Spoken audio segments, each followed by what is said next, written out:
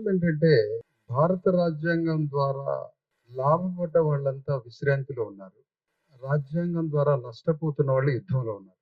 ఇలాంటి పరిస్థితుల్లో రాజ్యాంగానికి కృతజ్ఞత చెల్లించాలని డాక్టర్ మల్లు రవి గారు కృతజ్ఞత చెల్లించే సభగా ఈ పుస్తకాలని రాష్ట్ర వ్యాప్తంగా ప్రచురించి ప్రచారం చేస్తున్న రవి గారిని వారు కృతజ్ఞత చెల్లించినా అభినందించి తీరాల్సిందే. అంటే రెండింటికి లింక్ ఉన్నది. వారేమో కృతజ్ఞత చెల్లిస్తున్నారు, కానీ దాన్ని అభినందించాలి.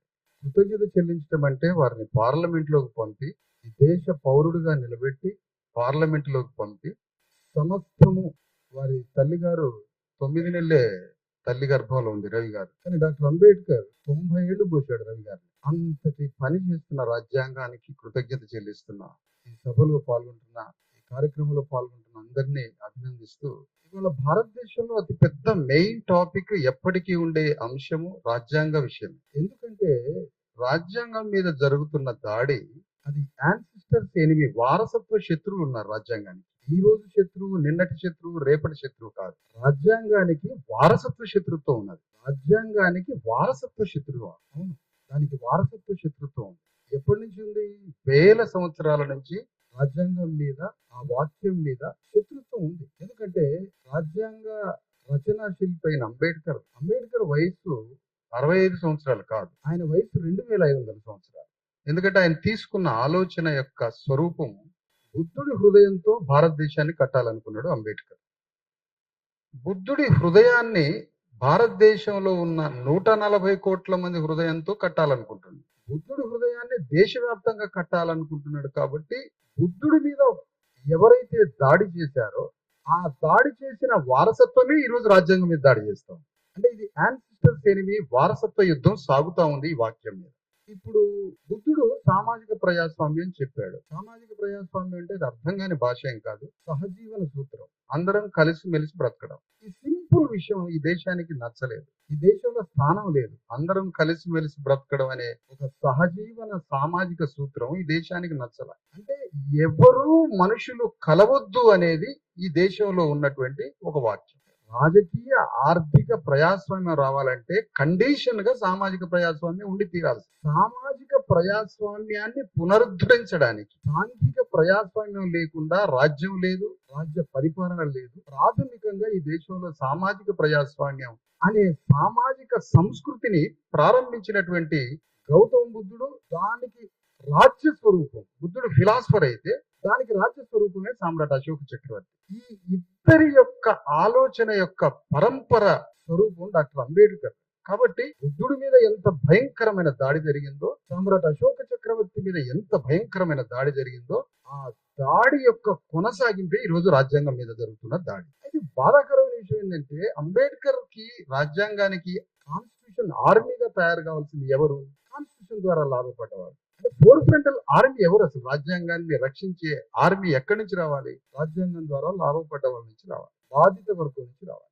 కానీ దేశం అంతా దాదాపు 100 కోట్ల పైన రాజ్యాంగం ద్వారా లాభపడ్డ ప్రజలు ఉండగా రాజ్యాంగాన్ని మార్చాలని 10 కోట్ల మంది అనుకుంటున్నారంటే మనం ఎంత మౌనంగా ఉండడం వల్ల ఆ నిర్ణయం అక్కడ జరుగుతుంది.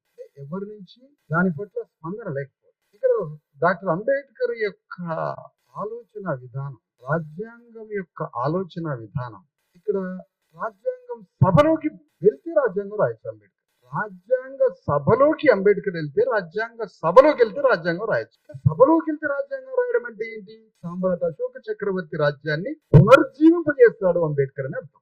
అంబేద్కర్ రాజ్యాంగ సభలోకి ప్రవేశించి రాజ్యాంగం రాస్తున్నాడంటే బుద్ధుణ్ణి మళ్ళీ బతికిస్తున్నాడని అర్థం. ఇది అర్థమైపోయింది వారసత్వ శత్రువు. వారసత్వ శత్రువుకి వెంటనే అర్థమైపోయింది. కాబట్టి బుద్ధుడు మళ్ళా బతికితే బ్రాహ్మణీయ చాతుర్వర్ణ వ్యవస్థ కూలిపోయే ప్రమాదం ఉంది, ఒక వాల్యూ ఎంటర్ అవుతుంది. కాబట్టి బ్రాహ్మణీయ చాతుర్వర్ణ వైదిక వ్యవస్థ మళ్ళీ కూలిపోతుంది. కాబట్టి దాన్ని సృష్టించిన వారు మళ్ళీ రివైవ్ అయ్యారు. కాబట్టి గౌతమ బుద్ధుడు మళ్ళీ పుడతాడనే భయం, సామ్రాట్ అశోక చక్రవర్తి మళ్ళీ పుడతాడనే భయంతో అంబేద్కర్ రచనా సభలోకి ప్రవేశించడానికి దేశంలో ఉన్న వైదిక బ్రాహ్మణీయ శక్తులు మొత్తం అంబేద్కర్ ని రచనా సభలోకి రానియకుండా ఎలక్షన్స్ లో అభ్యర్థిని పెట్టి అంబేద్కర్ ని ఓడించారు. మరి అప్పుడు ఆర్ఎస్ఎస్ ఉందా? కాంగ్రెస్ పార్టీ ఆర్ఎస్ఎస్ స్వరూపంలో ఉందా? మనకు తెలియదు. ఆ విషయం ఎవరున్నారో మనకు తెలియదు ఆ సందర్భంలో. కానీ అంబేద్కర్ ని రాజ్యాంగ సభలోకి ప్రవేశించకుండా చేయడంలో మొదటి గొడ్డలతోటి ఫస్ట్ వేటు అంబేద్కర్ ఓడించారు. రాజ్యాంగ సభలోకి ప్రవేశించలేదు.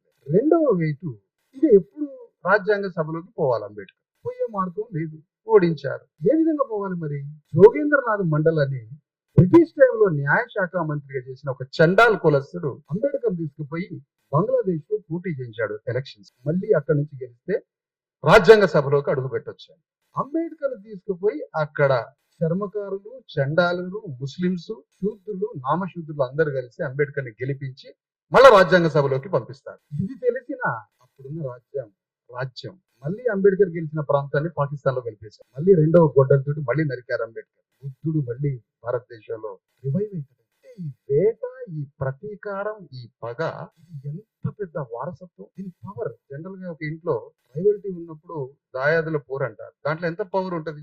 ఇక్కడ కూడా 2500 సంవత్సరాల నుంచి ఒక వారసత్వ శత్రు వెంటబడుతున్నాడు, ఒక అదృశ్య శక్తి. అది కనపడదు.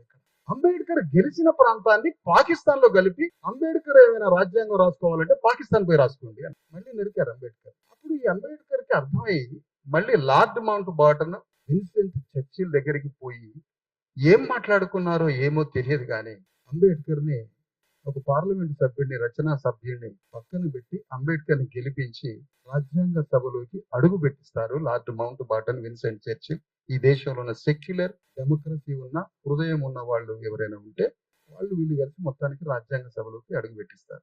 రాజ్యాంగ సభలోకి అడుగు పెట్టినాక ఇక బుద్ధుడు బతుకుతాడు, ఇక సామ్రాట్ అశోక్ చక్రవర్తి బతుకుతాడు. కాబట్టి మళ్ళీ ఒక 10 మంది కలిసి ప్రపంచం అంతా తిరుగుతారు, రాజ్యాంగం రాసేవాడు ఎవడని ఉన్నాడా అని. ఐవర్ జెన్నింగ్ అని ఒక ప్రొఫెసర్ దగ్గరికి పోయి మీరు ఈ భారతదేశానికి రాజ్యాంగం రాయాలి అంటారు. ఇక అంబేద్కర్ తో రాయించదు. ఐవర్ జెన్నింగ్ వస్తే బుద్ధుని చంపొచ్చు, ఐవర్ జెన్నింగ్ వస్తే సమ్రాట్ అశోకుని చంపొచ్చు. ఆ ఇద్దరిని చంపితే చాతుర్వర్ణ బ్రాహ్మణీయ వైదిక ధర్మం మళ్ళీ విజృంభిస్తుంది. కాబట్టి నేను బ్రాహ్మణుని అనట్లేదు, బ్రాహ్మణిజాన్ని అంటున్నాను. ఈ మధ్య బ్రాహ్మణులను చూపించి మిగతా శత్రువులు అందరి మీద బట్టగప్పి వీళ్ళు లేరు, ఈ దొంగలు ఇక్కడ లేరని చూపిస్తున్నారు. అది కాదు, బ్రాహ్మణిజానికి మనం శత్రువు, దూపిడి భావజాలం. కాబట్టి ఇక్కడ డాక్టర్ అంబేద్కర్ ని మళ్ళీ రాజ్యాంగం రాయనీయకుండా శూద్రులు మళ్ళీ ఈ దేశాన్ని పరిపాలిస్తారా? పురాతన కాల వేల సంవత్సరాల భారతదేశంలో ఉన్న సమానత్వ పునాదిగా ఉన్న జంబూద్వీప విలువలు మళ్ళీ పునర్జీవింపబడి కులం లేని, మతం లేని, వర్ణం లేని మళ్ళీ దేశం ఒకటి ఏర్పడుతుందా? కాబట్టి మళ్ళీ అంబేద్కర్ మళ్ళీ రాయాలి. పాపం ఐవర్ జెన్నింగ్ దగ్గరికి పోయేసరికి ఆయన ఏమన్నాడంటే, ప్రైవేట్ సంభాషణలు ఇవన్నీ ఎక్కడెక్కడ ఉన్నాయో చూసుకొని బయటికి తీద్దాం. ప్రపంచమే ఒక దేశంగా మారితే ఆ దేశానికి రాజ్యాంగం రాసే దమ్మున్నాడు అంబేద్కర్, ఆయన వదిలిపెట్టి నా దగ్గరికి ఎందుకు వచ్చారని. ఇది ఐవర్ జెన్నింగ్ అన్నమాట. తిరిగి వచ్చారు పాపం, మళ్ళీ దేశానికి వచ్చి అంబేద్కర్ తో రాజ్యాంగం రాయించితే అప్పుడు మళ్ళీ బుద్ధుణ్ణి పుట్టించడానికి రాజ్యాంగం రాశాడు అంబేద్కర్. సమ్రాట్ అశోక చక్రవర్తి జాతీయ ధర్మ చక్రాన్ని, భారతీయ సంస్కృతి అంటే భారతీయ సంస్కృతి అని రోజు వింటా ఉంటాం. భారతీయ సంస్కృతి అంటే అశోకుడి ధర్మ చక్రమే భారతీయ సంస్కృతి, ఇంకేమి లేదు ఇక్కడ. ఆ భారతీయ సంస్కృతి అంటే అశోక ధర్మచక్రంలో ఉన్న 24 విలువలతో సంఘాన్ని కడితే వర్గం మాయమవుతుంది, స్త్రీ దోపిడీ మాయమవుతుంది, వర్ణం మాయమవుతుంది, కులం మాయమవుతుంది, సాంఘిక ప్రజాస్వామ్యం పునర్జీవింపబడి అందరం అన్నదమ్ముల్లాగా ఫ్రాటర్నిటీతో బతికి అమెరికాని, చైనాని, జపాన్ని, అన్ని దేశాలని ఈ భారతదేశ కాలి గోటికి అంటిన అణువుతో సమానంగా ఎదగొచ్చు. కాబట్టి దేశ బ్రాహ్మణీయ వ్యవస్థ పాపం వాళ్ళు కూడా అంతమైపోయారు. అన్ని తలుపులు వేసుకొని ప్రపంచానికి ఉన్న 4 దిక్కుల తలుపులు బంద్ చేసుకున్నారు. ఆ విధంగా డాక్టర్ అంబేద్కర్ రాజ్యాంగం రాసి దాన్ని భారతదేశంలో ఉన్న ప్రతి హృదయాన్ని కట్టాలనుకున్నాడు. కానీ దేశ శూద్రులు రాజ్యాంగం ద్వారా లాభపడ్డారు, రాజ్యాంగ పండు తిన్నారు, కానీ రాజ్యాంగంలో సోల్ పట్టుకోలేకపోయారు. రాజ్యాంగం పండు తిని రాజ్యాంగ స్ఫూర్తిని పట్టుకోలేని ప్రజల్లో దానికి కృతజ్ఞత చెల్లించుకోవాలి అని బయలుదేరాడు మల్లురవి గారు. చాలా గ్రేట్ మ్యాన్. పండు తినే వాళ్ళంతా పరారైతుంటే ఈ మనిషి వచ్చి రాజ్యాంగం పంచుతున్నాడు. మీరు కృతజ్ఞత చెల్లిస్తున్నారు, చాలా గొప్పది. ఈ దేశంలో భారత రాజ్యాంగాన్ని మార్చి బ్రాహ్మణీయ, చాతుర్వర్ణ, వైదిక మనోధర్మాన్ని స్థాపించడానికి బయలుదేరుతున్నారు. దాన్ని ప్రతిఘటించడానికి, అడగడానికి, ప్రశ్నించడానికి రాజ్యాంగం పండు తిన్న 120 కోట్ల మందిలో ఉద్యమించట్లేదు అనేది మన కళ్ళ ముందు ఉన్నటువంటి పరిస్థితి. ఇక్కడ రాజ్యాంగం అంబేద్కర్ ఇంట్రడ్యూస్ చేసేటప్పుడు 2 వైరుధ్యాలతో ఈ దేశం ప్రయాణం అవుతుంది అన్నాడు. ఏంటి వైరుధ్యాలు? మా అమ్మగారు అంటే ఉదాహరణకి ఈ దేశానికి రాజ్యాంగ అధిపతి ప్రణబ్ ముఖర్జీ గారు ఉంటే వారి అమ్మగారు ఏం చెప్పారంటే వారికి, నాయన చర్మకారుల ఇంటికి రానియద్దు నాయన, వారికి మంచినీళ్ళు కూడా ఇయ్యద్దు, వారితో స్నేహం చేయొద్దని వారి అమ్మగారికి ఒక వాక్యం వచ్చింది 3000 సంవత్సరాల నుంచి. ఆ వాక్యంతో పెరిగి పెద్దవాడయ్యాడు ప్రణబ్ ముఖర్జీ. వారు రాష్ట్రపతి అయ్యారు. రాజ్యాంగం చెప్తుంది చర్మకారుడికి మంచినీళ్ళు ఇవ్వడమే కాదు, సింహాసనం మీద కూర్చోబెట్టమని. ఇప్పుడు రాజ్యాంగం చెప్పినట్టు వినాలా ప్రణబ్ ముఖర్జీ గారు? వారి అమ్మ మాట దేవత అని వినాలా? తల్లి మాట వేదవాక్కు, అమ్మ దేవత అనాలా, అమ్మ దెయ్యం అనాలా? ఏ నిర్ణయం తీసుకోవాలి ప్రణబ్ ముఖర్జీ గారు? అమ్మ మాటే దేవత వాక్యం ప్రణబ్ ముఖర్జీ గారి. అందుకే ఈ దేశం కొలాప్స్ అయిపోయింది, నాశనం అయిపోయింది.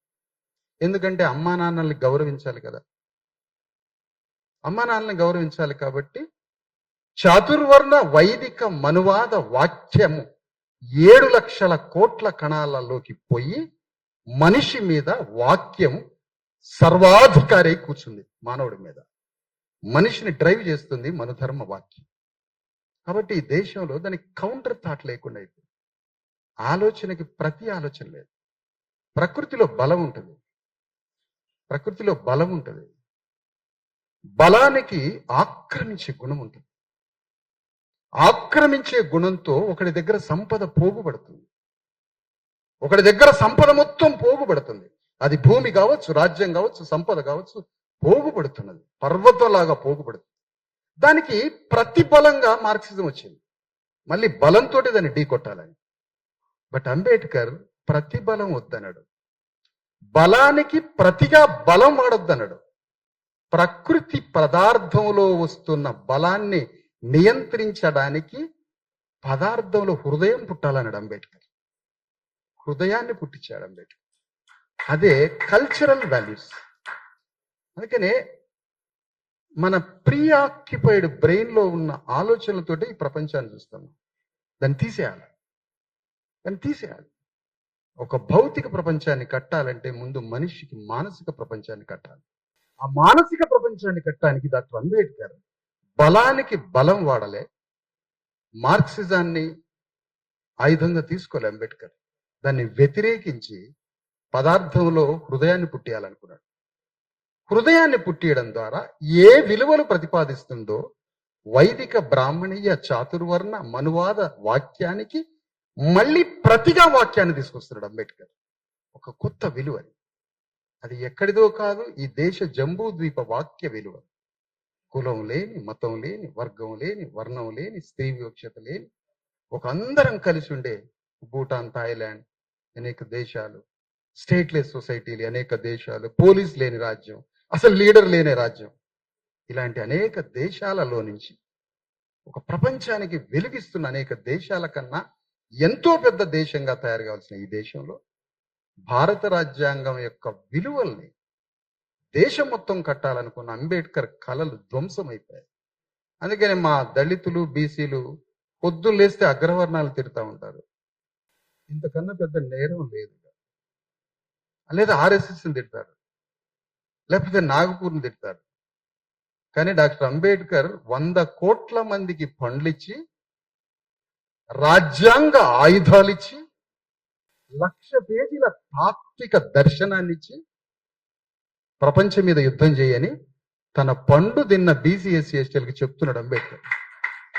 ఈ వదిలిపెట్టి బాడీలో ద్వేష గుణం ఉంటుంది కదా, బ్రాహ్మణులు తిట్టడమే ఒక పని కాదు, విమర్శించి మన ప్రోగ్రామ్ ఏంటి, డోంట్ అపోజ్ వితౌట్ ప్రపోజ్. నీ ప్రపోజ్ ఏంటి అసలు, నీ ప్రతిపాదన ఏంటి? నీ ఫిలాసఫీ ఇచ్చిండు అంబేద్కర్. 1,00,000 పేజీల తాత్విక ఆయుధాలు ఇచ్చిండు డాక్టర్ అంబేద్కర్. దాంతో యుద్ధం చేసి నీ ప్రపంచాన్ని నిర్మించుకో, నీ రాజ్యాన్ని నిర్మించుకో. అట్లా ఒకే ఒక్కడు అంబేద్కర్ హృదయంతో బయలుదేరి మళ్ళీ బుద్ధుడి రాజ్యాన్ని, సామ్రాట్ అశోక రాజ్యాన్ని నిర్మించడానికి బయలుదేరిన లెగసీ ఉంది ఇక్కడ ఈ దేశంలో.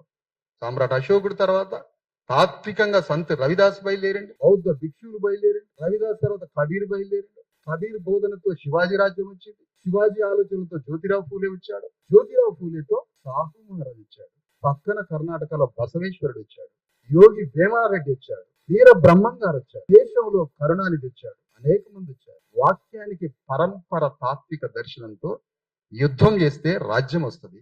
ఆ రాజ్యం సామ్రాట్ అశోకుడిదై ఉన్న రాజ్యం వస్తుంది. కాబట్టి బీసీ ఎస్సీ ఎస్టీలు మాకు న్యాయం కావాలి సార్ అని అడగకుండా, నీకు తత్వశాస్త్రం ఉంది, రాజ్యాంగ ఆయుధాలు ఉన్నాయి, మా ఇంట్లో 4 ఓట్లు ఉన్నాయి సార్, మేము 25,000కి అమ్ముడు పోవడానికి సిద్ధంగా ఉన్నాం కాకుండా, అంబేద్కర్ ఇచ్చిన 6 అడుగుల తళతళ మెరిసే ఓటు ఖడ్గంతో రాజ్యాన్ని తెచ్చుకొని, డాక్టర్ అంబేద్కర్ సామ్రాట్ అశోక చక్రవర్తి కలలు గన్న రాజ్యాన్ని స్థాపించడం, పునర్నిర్మించడం. డాక్టర్ అంబేద్కర్ అంటే అంటరాని 60 కిలోల శరీరం కాదు. గౌతమ బుద్ధుడి నుంచి అశోక చక్రవర్తి మీదుగా, సంత్ రవిదాస్ శివాజీ మహారాజు మీదుగా, జ్యోతిరావు ఫూలే మీదుగా వస్తున్న ఒక వాక్యమే అంబేద్కర్. థాట్, బాడీ కాదు అంబేద్కర్. చాలా మంది ఇప్పుడు రిలీఫ్ కావచ్చు, చాలా మంది అంబేద్కర్ అని అంటరాని వాడట కదా. కాదు కాదు కాదు, వాక్యం. అంబేద్కర్ అంటే వాక్యం, బాడీ కాదు. అంబేద్కర్ అంటే థాట్, బ్రెయిన్, ఆలోచన. బుద్ధుడి హృదయం అంబేద్కర్ అంటే. సామ్రాట్ అశోక చక్రవర్తి పరిపాలన దక్షత అంబేద్కర్ అంటే. అది ఒక వాక్యం, అది శరీరం కాదు, అది మీడియం మాత్రమే. తన రక్త మాంసాలు వాక్యాన్ని పంపించే మీడియం మాత్రం. కాబట్టి ఇలాంటి పరిస్థితుల్లో మనం నేర్చుకోవాల్సింది, కాన్స్టిట్యూషన్ ఆర్మీగా బయలుదేరి పైనుంచి వస్తున్న ఒక వాక్య లెగసీ ఏదైతే వారసత్వ సంపద ఉందో, చాతుర్వర్ణ వైదిక బ్రాహ్మణీయ మనువాద వాక్యానికి కౌంటర్ గా అంబేద్కర్ ప్రతిపాదించిన తత్వవాక్యం ఏదైతే ఉందో, దానికి ఆర్మీగా బయలుదేరి యుద్ధం చేస్తే మన రాజ్యం వస్తుంది. ఈ నాగపూర్ కౌంటర్, ఆర్ఎస్ఎస్లు, ఈ రాజ్యాంగ వ్యతిరేక శక్తులు, ఇవన్నీ ఉప్పు అంటే గాలిలో ఎగిరిపోతాయి మనం కలిసి. కాబట్టి ఇవన్నీ మహిళలు అందరం అంతా ఒకటి కావాల్సిన ఒక పెద్ద సందర్భం ఏర్పడుతున్న ఈ వాతావరణంలో రాజ్యాంగానికి కృతజ్ఞత చెల్లించడానికి వచ్చిన మల్లు రవి గారికి